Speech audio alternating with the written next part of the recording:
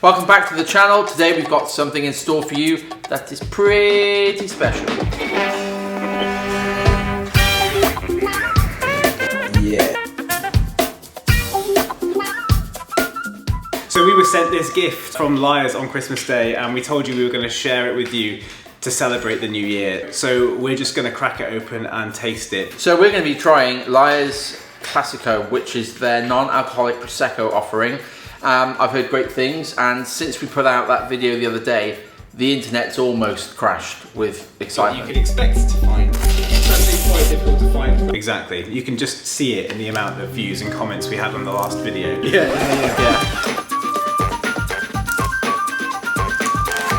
Happy New Year! Now, the great thing about us reviewing this drink at this exact moment is the New Year is actually a genuinely great time to begin a dry month or a dry season off the alcohol. Typically during the months of November, December, we all overdo it, let's admit it, and it's not good for our livers, it's not good for our guts. My scales will tell you that. Do you know what How this is liver and gut related to scales? Well, the liver bit isn't, the gut bit is, because if you get a bigger gut, the scales tend to tell you.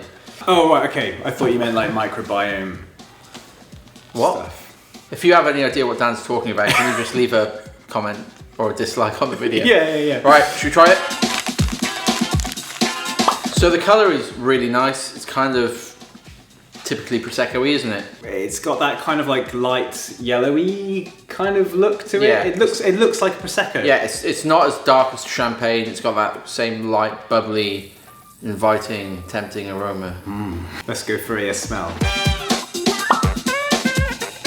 Smells pretty Prosecco-y. I wouldn't think this doesn't have alcohol in it just based on its smell. No, and some of the other ones we've reviewed, without being specific, have smelt quite appley, and you're kind of thinking, is this going to be overly appley? Yeah, I get the sense this is going to be quite dry. Okay, like my humour.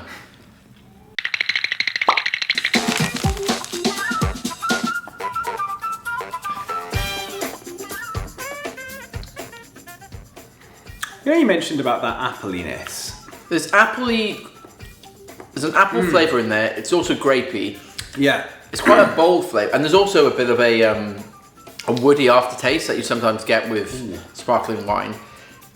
The flavour dissipates almost instantly. I agree. Although the second sip I've just had, I got like some bits on the back of my tongue. It was like a sharpness. Yeah. I think what they've probably tried to do is most non-alcoholic wines, they really struggle to get the dry part right, so that's usually too sweet.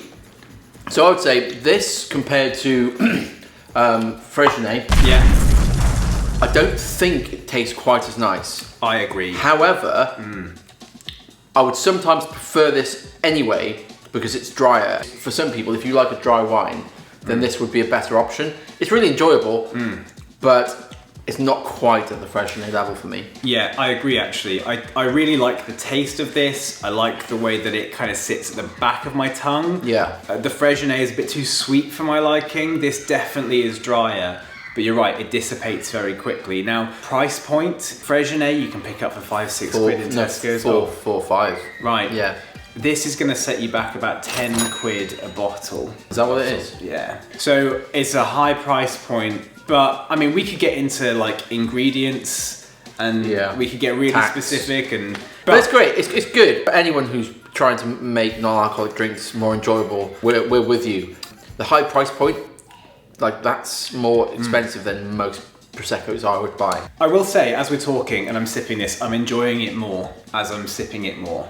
The dryness and the sharpness is getting stronger as I'm... Yeah, and the mouth feels great, really bubbly. A lot of bubbles going on.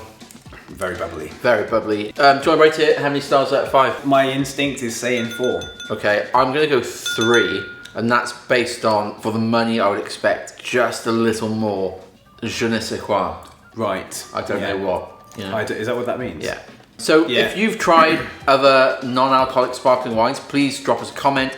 We'd love to know if there's any you think we should review that we haven't. Well, tell us and we will. Or we'll at least endeavour to. Absolutely. I was wondering whether I mark my score down to a 3.5 after hearing your reasons.